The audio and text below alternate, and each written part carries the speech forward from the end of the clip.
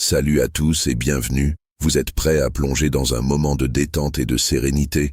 Je vous invite à vous installer confortablement, à relâcher toutes vos tensions et à laisser votre esprit voyager à travers une histoire douce et apaisante. Ensemble, prenons ce temps pour ralentir, rêver et se reconnecter avec notre imagination. Préparez-vous à une belle évasion. Le soleil du matin traversait les vitraux de l'église Saint-Luc, peignant les murs de pierre de nuances pourpres et dorées. Le père Jacques se tenait devant l'autel, entouré de bougies vacillantes, son regard fixé sur le tabernacle. Il terminait ses prières matinales lorsque la lourde porte en bois s'ouvrit avec un grincement. Un vieil homme entra, chapeau à la main, et s'assit silencieusement sur un banc, absorbé dans ses pensées. Jacques lui adressa un sourire discret avant de retourner à sa méditation. Depuis 20 ans, il avait vu défiler des visages de tous âges, des âmes en quête de réconfort, des cœurs brisés cherchant un sens à leur souffrance. L'église Saint-Luc était une structure modeste mais belle, nichée au cœur d'un village tranquille. Des générations de villageois avaient trouvé refuge entre ces murs et Jacques avait consacré sa vie à veiller sur cette communauté. Ce matin-là, pourtant, une tension inhabituelle planait dans l'air.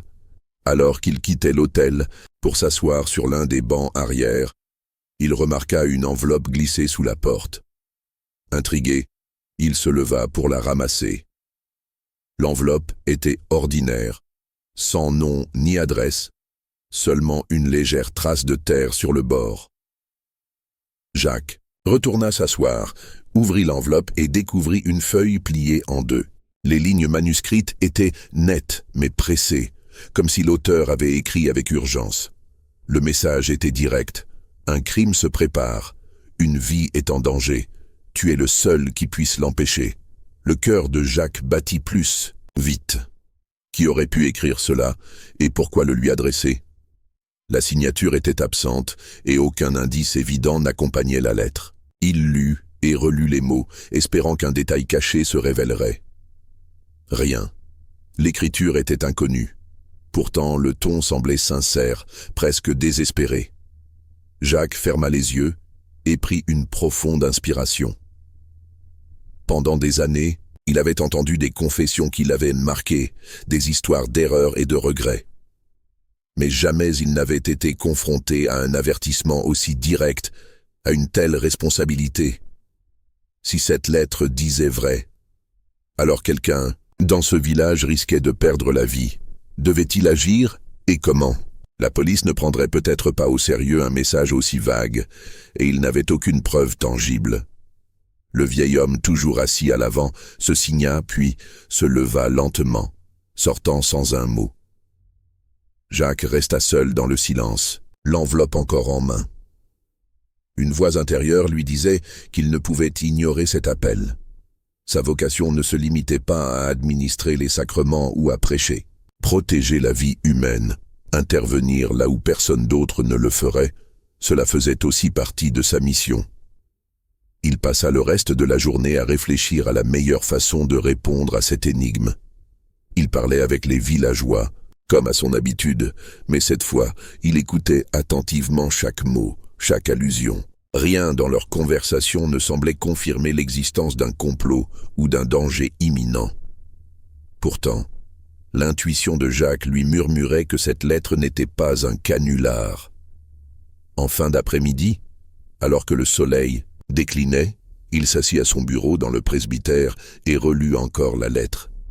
Quelqu'un comptait sur lui. Une vie dépendait peut-être de sa capacité à comprendre et à agir. Il savait qu'il devrait marcher sur une corde raide, jonglant entre la discrétion et la détermination. Car si ce crime devait être commis, et s'il n'avait rien fait, le poids de cette omission le hanterait à jamais. Jacques posa la lettre sur le bureau, leva les yeux vers la croix accrochée au mur et murmura une prière silencieuse. Puis il se redressa, déterminé. Le mystère ne faisait que commencer. Le lendemain matin, le père Jacques se leva avant l'aube. La nuit avait été courte, peuplée de pensées tourmentées et d'interrogations sans réponse. La lettre mystérieuse ne quittait pas son esprit. Il avait retourné la situation, dans tous les sens. Qui avait écrit cette note? Pourquoi lui? Et surtout, que signifiait ce crime annoncé? En marchant sur les dalles froides de la sacristie, il essaya de rassembler ses idées.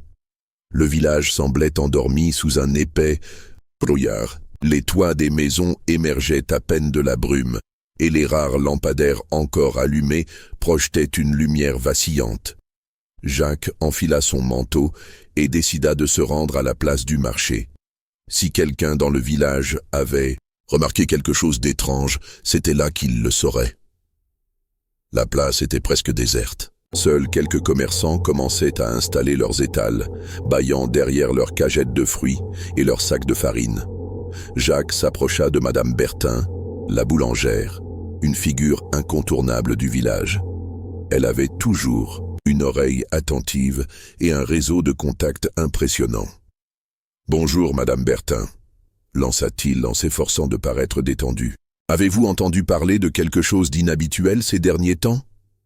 La boulangère releva la tête, tenant une miche de pain encore chaude. « Un village aussi petit que le nôtre, Père Jacques, ce n'est pas vraiment l'endroit des grands drames. Mais maintenant que vous le mentionnez, j'ai entendu une chose curieuse. On dit qu'un étranger rôde près du vieux pont le soir. Certains disent qu'il attend quelqu'un. D'autres pensent qu'il prépare quelque chose. Vous savez, les gens aiment parler. » Jacques hocha la tête, remerciant Madame Bertin. Cela ne semblait pas grand-chose, mais c'était un début. Un étranger. Une présence inconnue dans un village où tout le monde connaissait tout le monde. Il décida de se rendre au pont à la tombée de la nuit, espérant observer lui-même ce qui s'y passait. La journée passa lentement. Jacques continua à interroger discrètement les villageois, glanant de maigres informations. Certains parlaient de bruits étranges dans la forêt voisine. D'autres évoquaient des rumeurs, d'anciens conflits qui refrainent surface. Mais rien de concret, rien qui le mène directement à l'identité de la personne derrière la lettre ou du prétendu crime imminent. Quand le crépuscule arriva, il se prépara à partir. Armé d'une lampe de poche et de sa détermination, il marcha vers le vieux pont. La nuit était froide, et chaque pas semblait résonner dans le silence oppressant. En arrivant près du pont, il s'arrêta à bonne distance, caché derrière un arbre. Il balaya les environs avec sa lampe, mais tout semblait désert. Jacques resta là 1 heure, puis 2, sans qu'aucune silhouette n'apparaisse. Il commençait à se demander si tout cela n'était qu'une fausse piste. Mais alors qu'il s'apprêtait à partir, un bruit léger attira son attention.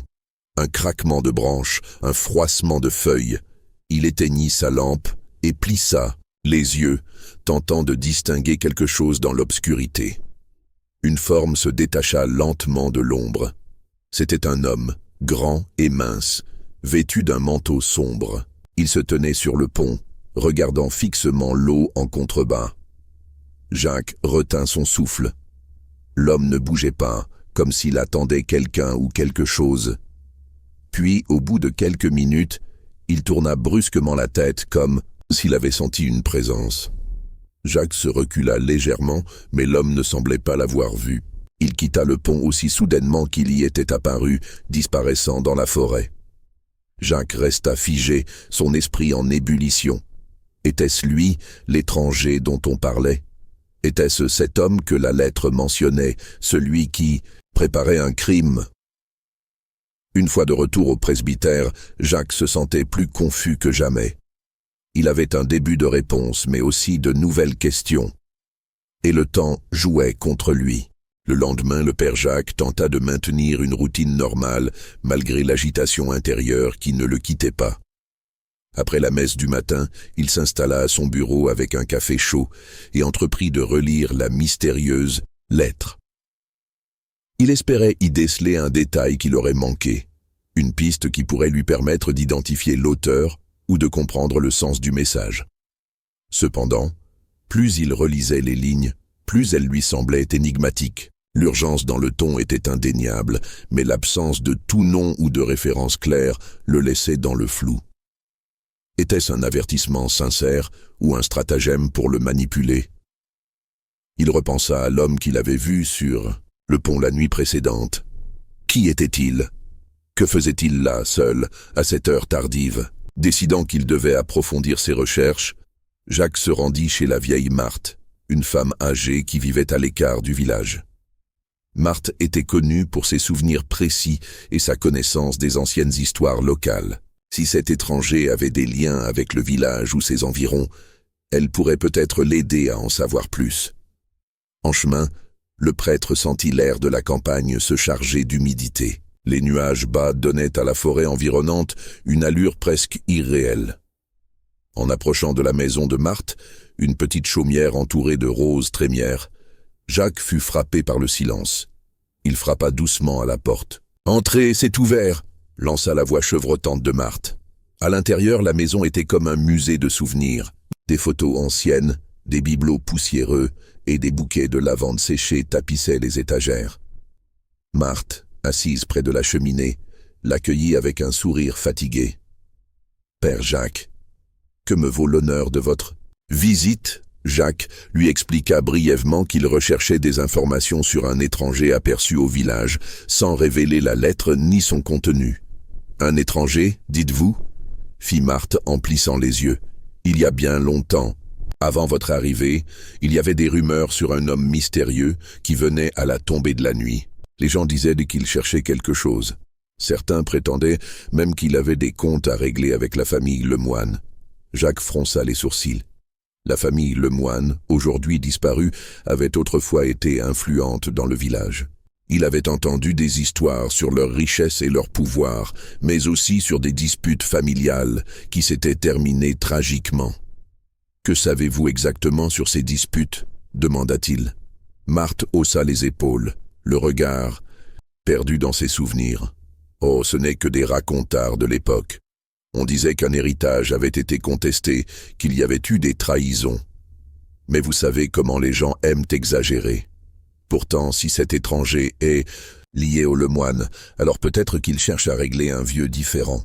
Ou bien il pourrait être un simple voyageur qui a croisé leur histoire sans le vouloir. » Jacques remercia Marthe et repartit pensif.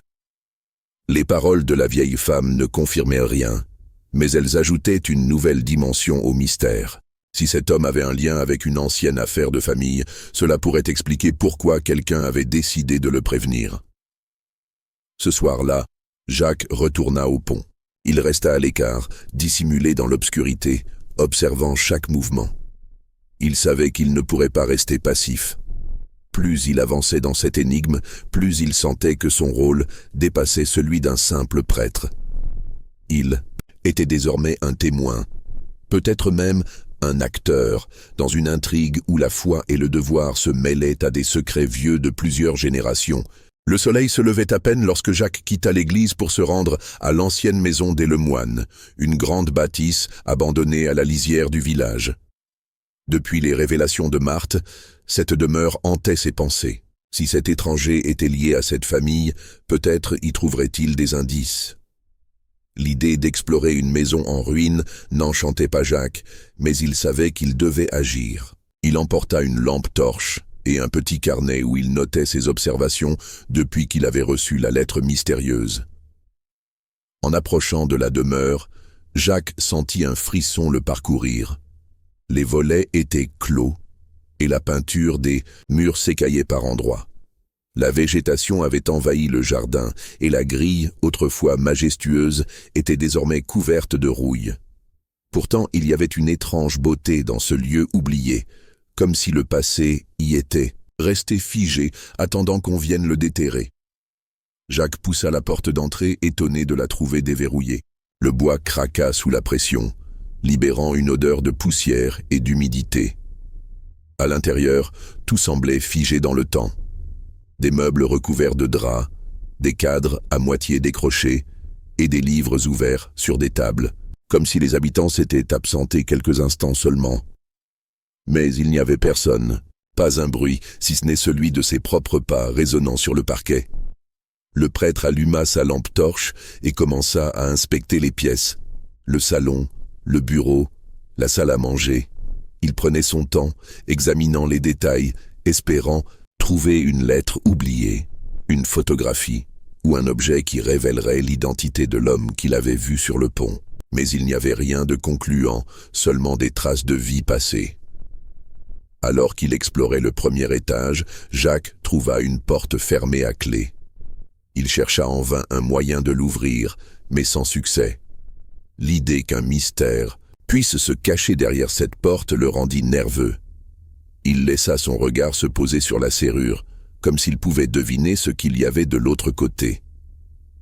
Était-ce là que résidait la vérité? Ou bien n'était-ce qu'une impasse, un cul-de-sac dans son enquête? Jacques redescendit au rez-de-chaussée, frustré mais déterminé. Il s'apprêtait à quitter la maison lorsqu'un détail attira son attention. Sur le manteau de la cheminée, entre deux chandeliers ternis, il remarqua une petite boîte, en métal. Il l'ouvrit délicatement et découvrit un médaillon.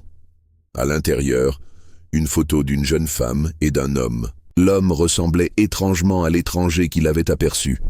Jacques sentit son cœur s'accélérer. S'il s'agissait bien de lui, cela signifiait qu'il avait un lien direct avec les Lemoine. Mais lequel?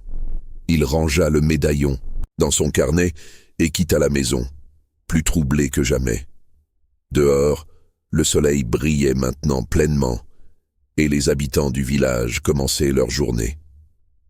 Jacques marcha rapidement jusqu'à l'église, se demandant s'il devait partager sa découverte ou la garder pour lui. Il se demanda également si la lettre qu'il avait reçue n'était pas seulement un avertissement, mais peut-être aussi une invitation à déterrer un secret ancien, quelque chose que les Lemoine avaient voulu cacher à tout prix. La journée s'annonçait longue et les questions sans réponse ne faisaient qu'augmenter. Jacques savait qu'il était encore loin de comprendre toute la vérité, mais il sentait qu'il approchait d'un moment crucial. Une décision importante l'attendait. Le lendemain matin, Jacques décida de faire le point sur tout ce qu'il avait appris jusqu'à présent. Il avait maintenant en sa possession le médaillon découvert dans la maison des Lemoine, et il savait que l'homme qu'il avait vu sur le pont était, d'une manière ou d'une autre, lié à cette famille. Cependant, il manquait toujours une pièce essentielle, un lien tangible entre cet homme et le crime mentionné dans la lettre. Jacques passa une partie de la journée à relire ses notes. Plus il les étudiait, plus il se rendait compte que chaque élément, chaque indice semblait pointer vers une vérité cachée, enfouie sous des décennies de silence. Le mystère prenait une ampleur qu'il n'avait pas anticipée. Pourtant, il ne pouvait pas abandonner. Sa foi et son devoir l'en empêchaient. Il retourna voir Marthe, espérant qu'elle pourrait éclairer davantage certains points. Mais cette fois, la vieille femme parut plus hésitante. « Père Jacques, je me demande si vous ne devriez pas abandonner cette affaire, » murmura-t-elle en servant une tasse de thé. « Il y a des histoires qui devraient rester enterrées. »« Vous croyez vraiment cela, Marthe ?» répondit Jacques, surpris. « Parfois, le passé ne nous appartient plus. Vous risquez de rouvrir des blessures qui ne peuvent être soignées. Et puis, il y a des gens qui ne voudront pas que la vérité sorte. » Ces paroles résonnèrent dans l'esprit de Jacques. Mais malgré les avertissements de Marthe, il sentait qu'il ne pouvait pas reculer. Pas maintenant. Pas après être allé aussi loin. Plus tard dans l'après-midi, il se rendit au cimetière du village. Il avait souvent trouvé du réconfort en priant dans cet endroit paisible, entouré des anciennes pierres tombales et des croix de fer. Ce jour-là, il espérait trouver plus que du réconfort, des réponses. Les Lemoine y avaient leur mausolée, un petit édifice de pierre recouvert de lierre. Jacques s'y rendit et passa un long moment à observer les noms gravés sur les plaques de marbre. Il ne trouva rien d'extraordinaire à première vue, mais il ne pouvait s'empêcher de penser que cet endroit était important, que le secret qu'il cherchait se trouvait peut-être à portée de main. Alors qu'il s'apprêtait à partir, Jacques remarqua quelque chose d'inhabituel. Une des plaques semblait avoir été déplacée récemment. Un petit interstice laissait entrevoir un papier plié en quatre, coincé dans une fissure. Il le retira doucement et déplia la feuille avec précaution. Ses mains tremblaient légèrement. Sur le papier jauni, une phrase manuscrite attirait immédiatement son attention. « La clé est dans l'arbre ». Jacques relut la phrase plusieurs fois, essayant de comprendre sa signification. Quel arbre? Et quelle clé? Les questions semblaient se multiplier à mesure qu'il progressait. Mais une chose était sûre, cette note n'était pas là par hasard. Quelqu'un l'avait laissée, dans l'espoir qu'un jour, elle soit trouvée. De retour à l'église, Jacques sentit monter en lui un mélange de tension et d'espoir. Il ignorait qui avait écrit ces mots, ni pourquoi ils étaient cachés là, mais il savait qu'ils représentaient une nouvelle étape. Et, cette fois, il se promit de ne pas attendre pour agir. Jacques passa une grande partie de la nuit à réfléchir aux implications de la mystérieuse note. La clé est dans l'arbre. Ces quelques mots tournaient en boucle dans son esprit. Il n'avait pas d'idée précise de quel arbre il s'agissait, mais il savait qu'il devait chercher. Au petit matin, il se prépara en silence, prit sa lampe de poche, une petite pelle, et quitta l'église, alors que le soleil n'avait pas encore percé l'horizon. Il se rendit d'abord dans le petit bois près du cimetière, là où les anciens du village disaient que les lemoines aimaient se promener. Les arbres y étaient immenses, leurs troncs noueux, semblant raconter des histoires vieilles de plusieurs siècles. Jacques parcourut les lieux lentement, scrutant chaque arbre, chaque creux dans le bois, chaque racine apparente.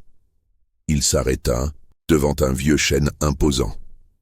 Son tronc crevassé et ses branches tordues donnaient l'impression qu'il portait un secret. Jacques passa la main sur l'écorce rugueuse, cherchant une ouverture, un indice. Il finit par repérer une petite cavité presque cachée par des feuilles mortes. Avec précaution, il inséra la main et en sortit une petite boîte en métal rongée par la rouille. Son cœur battait à tout rompre. Il essuya le couvercle et tenta de l'ouvrir, mais la boîte résistait. Déterminé, il retourna à l'église pour la forcer doucement. Il y parvint enfin, et ce qu'il trouva à l'intérieur le laissa sans voix. Une clé en fer forgé, ancienne, ornée de motifs complexes. À côté, un autre morceau de papier avec un message écrit d'une main tremblante. La vérité se trouve dans la crypte. La crypte. Jacques connaissait bien cet endroit, car il s'y rendait parfois pour des prières ou des cérémonies particulières. Mais il n'avait jamais rien remarqué d'étrange. Pourtant, il sentait qu'il tenait enfin une piste concrète. Avec la clé en main, il se prépara à y retourner, cette fois avec l'intention d'explorer chaque recoin, chaque alcôve. Il savait que ce qu'il trouverait là-bas pourrait répondre à bien des questions, mais cela pourrait aussi en soulever de nouvelles, plus inquiétantes encore. Il franchit le portail de l'église et descendit lentement les marches vers la crypte, la clé en main, l'esprit en ébullition. La lumière des bougies vacillait sur les murs de pierre, et l'air devenait plus frais à mesure qu'il avançait. Jacques sentit une étrange sensation, un mélange de peur et de détermination. Il se demandait si cette clé ouvrirait une porte qu'il ne pourrait plus refermer, et si la vérité qu'il découvrirait ici ne changerait pas à jamais sa perception du village, de la foi et de lui-même. Jacques avançait lentement dans la crypte, la clé fermement tenue dans sa main. L'atmosphère était lourde, empreinte de silence, seulement rompue par le bruit de ses pas sur le sol de pierre. Les murs humides étaient ornés de fresques anciennes, dont les couleurs avaient pâli avec le temps. Une série d'alcôves sombres se succédaient le long du corridor, chacune abritant des tombes oubliées. Jacques alluma une bougie supplémentaire, cherchant quelque chose qui pourrait correspondre à cette clé. Au fond de la crypte, il trouva une petite porte en bois massif qu'il n'avait jamais remarquée auparavant. Contrairement aux autres parties de la crypte, cette porte était intacte, comme si elle avait été épargnée par les siècles. Les gravures complexes autour de la serrure semblaient correspondre à la clé qu'il avait découverte dans l'arbre. Jacques sentit son cœur s'accélérer. Était-il prêt à découvrir ce qui se trouvait de l'autre côté? Il inséra la clé dans la serrure, la tournant lentement. Le mécanisme grinça et un clic sonore retentit. La porte s'entr'ouvrit, révélant un passage étroit et une pièce circulaire, baignée d'une lumière pâle, émanant d'un vitrail au plafond. Au centre de la pièce, une petite table en pierre trônait, sur laquelle reposait un objet enveloppé dans un tissu sombre. Jacques s'approcha avec précaution, déplia le tissu et découvrit un ancien manuscrit relié en cuir, orné de symboles qu'il ne reconnaissait pas. Les pages jaunies étaient couvertes d'une écriture fine, presque illisible. Mais ce qui attira immédiatement son attention fut une série de dessins entrelacés avec le texte. Ils représentaient des scènes qui lui semblaient familières, le pont, la maison des Lemoine, l'église, et même la crypte où il se trouvait. Il feuilleta lentement le manuscrit, se demandant qui avait pu écrire ces mots et pourquoi ces images étaient si précises. Les passages décrivaient un ancien secret, une histoire de trahison, de repentir et de justice. Plus il lisait, plus il comprenait que ce manuscrit était au cœur de tout ce qu'il cherchait à élucider. Mais une question restait.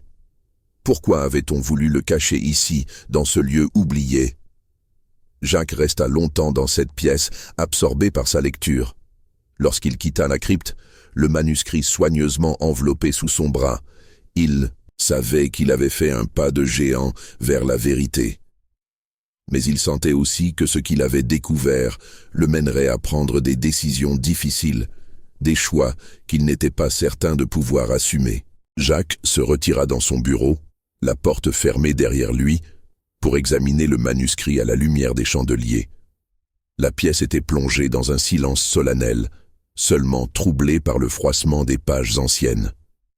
Plus il avançait dans la lecture, plus l'histoire se dévoilait. Il s'agissait d'un récit de conspiration et de secrets enfouis, d'un acte de trahison commis des générations auparavant. Le manuscrit évoquait une affaire oubliée où un homme de foi s'était allié à un assassin pour renverser un puissant seigneur local. Le prêtre, hanté par sa culpabilité, avait ensuite consacré sa vie à tenter de réparer ce péché. Mais ses efforts pour expier furent vains, et avant de mourir, il avait caché la preuve de sa complicité dans la crypte, espérant qu'un jour, quelqu'un trouverait le manuscrit et découvrirait la vérité. Jacques comprit alors que le document contenait bien plus qu'un simple récit. C'était une confession, un appel à la justice longtemps retardé. Il y avait aussi des indices subtils, des mentions de lieux spécifiques dans le village, des noms de familles qui existaient encore. Jacques réalisa que ces éléments pouvaient le mener à d'autres pièces du puzzle, à d'autres preuves encore dissimulées. Alors que la nuit tombait, il se rendit à la maison des Lemoine avec le manuscrit. Il s'arrêta devant la cheminée, décrite dans l'un des passages du texte, et examina les briques. L'une d'elles semblait légèrement différente, et avec un peu d'effort, il parvint à l'extraire. Derrière, il trouva un compartiment secret contenant une petite boîte en bois. À l'intérieur, un crucifix d'argent et une lettre soigneusement pliée. Il déplia la lettre et la lut attentivement. Elle provenait du prêtre mentionné dans le manuscrit. Les mots tremblaient sur le papier, témoins de la main fébrile qui les avait écrits. La lettre parlait de rédemption, de regret, et implorait celui qui la trouverait de dévoiler la vérité pour rétablir l'honneur de ceux qui avaient souffert à cause du complot. Jacques sentit le poids de la responsabilité s'alourdir sur ses épaules. Il savait que ces nouveaux éléments, combinés au manuscrit, constituaient une preuve irréfutable. Mais il se demandait encore comment dévoiler cette vérité, et surtout à qui. La nuit avançait, et Jacques restait là, dans la maison des Lemoine, réfléchissant à la prochaine étape. Les réponses étaient à portée de main, mais leur révélation pourrait bouleverser l'ordre établi, réveiller des tensions enfouies et confronter le village à un passé qu'il avait préféré oublier. Avec les nouvelles preuves entre les mains, Jacques comprit qu'il lui fallait confronter ceux qui savaient encore. Mais qui, parmi les habitants du village, était impliqué, directement ou indirectement, dans cet ancien complot? Il décida de commencer par les descendants des familles mentionnées dans le manuscrit. Il se rendit au domicile de Pierre Lemoine, un homme discret qui vivait en retrait du village. Jacques était certain qu'il détenait des informations cruciales, car le nom des Lemoine apparaissait à plusieurs reprises dans les récits. Pierre l'accueillit avec méfiance, mais finit par accepter de parler après avoir vu les documents que Jacques portait. « Père Jacques, pourquoi venir rouvrir ces blessures ? Nous avons enterré cette histoire avec nos anciens, » répondit Pierre en soupirant. Jacques fixa Pierre, cherchant à percer le mur de silence qui entourait ces événements. Finalement, Pierre céda et raconta ce qu'il savait. Il confirma que son grand-père avait eu connaissance du complot et avait gardé le silence par peur des représailles. Il avoua également que certains objets, dont un journal plus explicite, avaient été transmis secrètement à sa famille pour être cachés. Mais avec le temps, ces secrets étaient devenus des fardeaux. Mon grand-père disait que la vérité ne ferait que détruire ce qui reste de ce village, confessa Pierre. Mais je vois que vous êtes déterminé et je pense que vous avez raison de chercher. Pierre fouilla dans un vieux coffre et en sortit un carnet noirci par les ans. À l'intérieur, des annotations détaillées sur les réunions secrètes, des noms, des dates et même un schéma d'un tunnel menant à une autre partie de la crypte, jusqu'alors inconnue. Jacques sentit qu'il touchait enfin au cœur de l'affaire. Avec ce carnet, il avait désormais de quoi compléter le manuscrit. Jacques passa la nuit à rassembler toutes les pièces du puzzle. Les noms des conspirateurs, leurs motivations, les dates précises, tout était là. Mais ce qu'il découvrit dans les dernières pages du carnet le fit frissonner. Une annotation indiquait qu'une dernière preuve, une confession écrite par l'assassin lui-même, était cachée dans le tunnel mentionné dans le schéma. Jacques savait qu'il devait se rendre immédiatement dans la crypte. Le temps pressait, car chaque nouvelle découverte semblait attirer des regards curieux et potentiellement hostiles. Le lendemain, à l'aube, il descendit à nouveau dans l'obscurité froide de la crypte, muni d'une lampe et du carnet. Avec chaque pas, il sentait l'ampleur de ce qu'il s'apprêtait à révéler. Jacques descendit dans la crypte avec précaution, une lampe à la main et le carnet dans sa poche. L'atmosphère était encore plus lourde que lors de ses visites précédentes. Le tunnel mentionné dans le carnet se trouvait derrière une vieille pierre tombale décalée. En utilisant un levier et toutes ses forces, il parvint à déplacer la dalle, révélant une ouverture obscure et étroite. Il avança lentement, le souffle court. Les murs de pierre brute semblaient se refermer sur lui. Après quelques mètres, le passage s'élargit en une petite alcôve où un coffre de bois attendait, recouvert de poussière et de toiles d'araignée. Jacques posa la lampe à côté et ouvrit le coffre. À l'intérieur se trouvait une enveloppe scellée et un parchemin enroulé. Il déchira délicatement l'enveloppe et découvrit une confession signée par l'assassin. Dans cette lettre, l'homme détaillait son rôle dans le complot, ses rencontres avec le prêtre et son profond remords.